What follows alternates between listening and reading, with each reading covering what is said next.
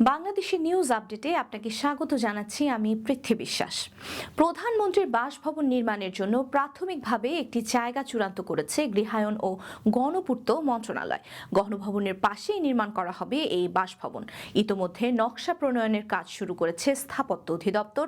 নির্বাচনে নতুন সরকার ক্ষমতায় আসার পর চূড়ান্ত মতামত নিয়ে প্রধানমন্ত্রীর বাসভবন তৈরির কাজ শুরু করতে চায় গণপূর্ত অধিদপ্তর।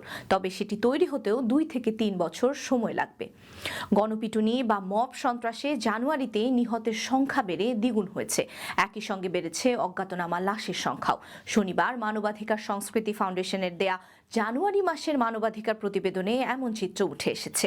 জানুয়ারি মাসে মব বা গণপিটুনির 28টি ঘটনা ঘটেছে। এসব ঘটনায় নিহত হয়েছেন 21 জন। যশোরের ঝিকরগাছায় বিএনপি ও জামায়াতের নেতাকর্মীদের মধ্যে সংঘর্ষের ঘটনায় অন্তত 10 জন আহতের খবর পাওয়া গেছে। কুমিল্লার 14 গ্রামে বিএনপি ও জামায়াত নেতাকর্মীদের মধ্যে সংঘর্ষের ঘটনা ঘটেছে।